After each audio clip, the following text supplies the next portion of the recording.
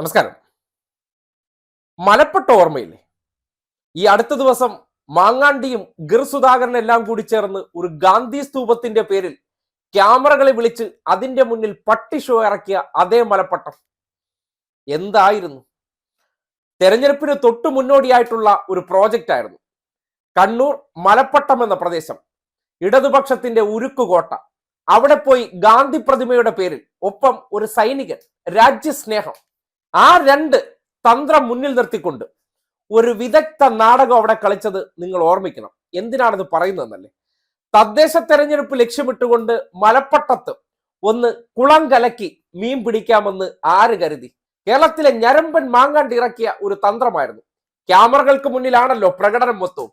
ഞങ്ങളുടെ എന്ത് തീക്ഷ്ണ പോരാട്ടം നടക്കണമെന്നുണ്ടെങ്കിലും മാധ്യമ ക്യാമറ വേണമായിരുന്നു. അങ്ങനെ ക്യാമറകൾക്ക് മുന്നിൽ അഭിനയിച്ച് തകർത്ത അതേ മലപ്പട്ടത്ത് ഇപ്പോ തെരഞ്ഞെടുപ്പിന്റെ നാമനിർദ്ദേശ പത്രിക പൂർത്തീകരിക്കുമ്പോൾ എന്താണ് അവസ്ഥയെന്നറിയോ?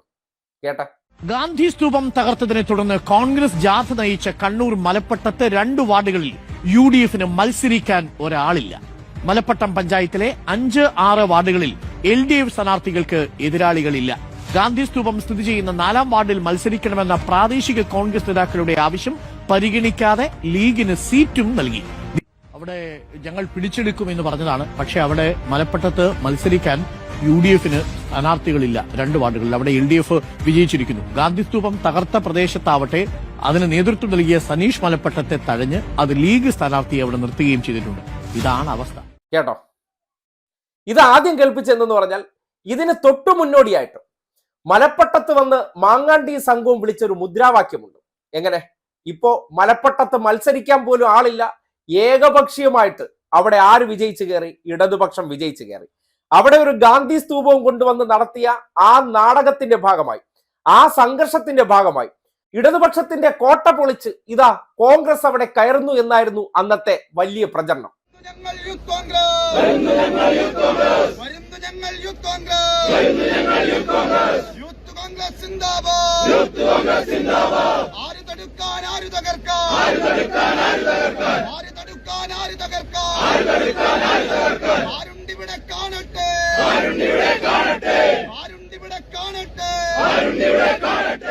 ആര് തടുക്കാൻ ആര് തകർക്കാൻ മാങ്ങാണ്ടി മുന്നിൽ നിന്ന് വിളിച്ച മുദ്രാവാക്യമാണ്.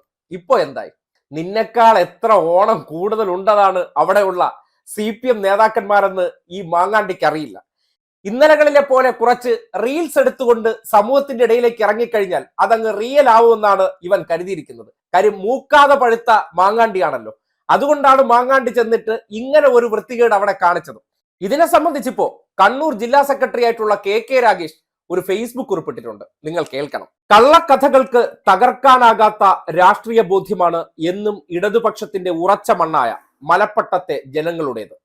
കക്ഷി രാഷ്ട്രീയ പ്രശ്നങ്ങളോ മറ്റു വിഷയങ്ങളോ ഇല്ലാതിരുന്ന മലപ്പട്ടത്ത് ജനങ്ങളെ തെറ്റിദ്ധരിപ്പിക്കാനും രാഷ്ട്രീയ പ്രശ്നങ്ങളും ഉണ്ടാക്കാനും ശ്രമിച്ച അഭിനവ കോൺഗ്രസ് നേതൃത്വത്തിനേറ്റ വലിയ തിരിച്ചടിയാണ് മലപ്പട്ടം പഞ്ചായത്തിൽ ഇടതുപക്ഷ സ്ഥാനാർത്ഥികളായ സഖാവ് K ശ്രേയയുടെയും IV ഉദയനന്റെയും എതിരാളികൾ ഇല്ലാതെയുള്ള വിജയം.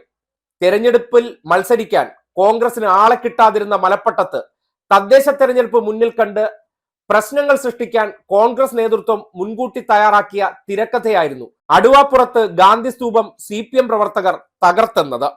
കോൺഗ്രസിന്റെ കൊടിമരം സ്ഥാപിച്ച തറയും അതിൽ പതിച്ച പോസ്റ്ററുകളുമാണ് ഗാന്ധി സ്തൂപമായി കോൺഗ്രസ് പ്രചരിപ്പിച്ചത്.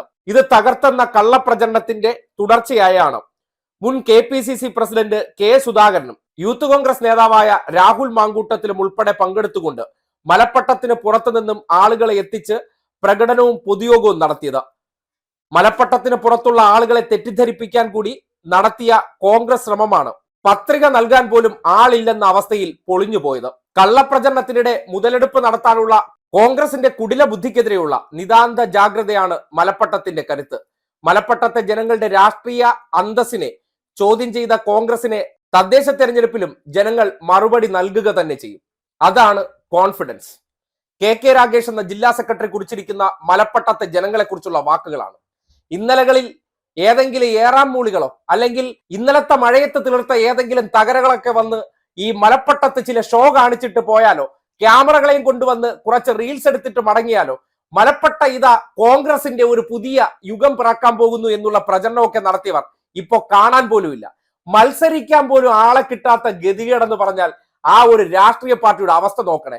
കേരളത്തിലെ കുറച്ച് മാധ്യമങ്ങൾക്ക് വാർത്ത സൃഷ്ടിക്കാൻ വേണ്ടി കൊട്ടേഷൻ എടുത്തുകൊണ്ട് അവരെ വണ്ടി പിടിച്ച് അവിടെ കൊണ്ടു ചെന്ന് ആ ക്യാമറകൾക്ക് മുന്നിൽ നടത്തുന്ന പട്ടി ഷോകൾക്കപ്പുറം ജനഹൃദയങ്ങളിൽ ഇവർ ഇല്ല എന്നതിന്റെ തെളിവാണ് മലപ്പട്ടത്ത് കണ്ടത്. ഗാന്ധിജിയുടെ പേര് പറഞ്ഞ് ഒരു വികാരം സൃഷ്ടിക്കാൻ വേണ്ടി ഒരു റിട്ടയേർഡ് മണ്ടപോയ സൈനികനെ കൂടി രംഗത്തിറക്കി. ഇപ്പോ അതിനെയും കാണാനില്ല. അല്ലെങ്കിൽ അവനെ കൊണ്ടെങ്കിലും അവിടെ ഒരു നോമിനേഷൻ കൊടുപ്പിക്കാത്തത് എന്ത് എന്ന ചോദ്യം പോലും ഉയരുകയാണ്. അതുകൊണ്ട് മാങ്ങാണ്ടിയോട് പറയാനുള്ളത്, നീ പഠിച്ച സ്കൂളിലെ പ്രിൻസിപ്പൽമാരാണ് കണ്ണൂരിലെ സഖാക്കൾ. അതുകൊണ്ട് ഇന്നലകളിൽ ഇതുപോലത്തെ ചില നുണുക്ക് പരിപാടികളായിട്ടൊക്കെ വന്നാൽ മലപ്പട്ടത്തുകാർ എങ്ങനെയാണോ നിന്നെ ഓടിച്ചു വിട്ടത് അതുപോലെ ആയിരിക്കും കേരളത്തിലെ മറ്റിടങ്ങളിൽ സംഭവിക്കുക എന്ന് തിരിച്ചറിഞ്ഞോളൂ. റീൽസ് കാട്ടി ജനങ്ങളെ തെറ്റിദ്ധരിപ്പിക്കാമെന്നും റീൽസിലൂടെ രാഷ്ട്രീയ നേട്ടം ഉണ്ടാക്കി കളയാമെന്നുള്ള നിന്റെ വിവരക്കേടിന് കിട്ടിയ കരണക്കുറ്റിക്കുള്ള അടികൂടിയാണ് മലപ്പട്ടത്തെ ഏകപക്ഷീയ വിജയമെന്ന് പറയേണ്ടി വരികയാണ്.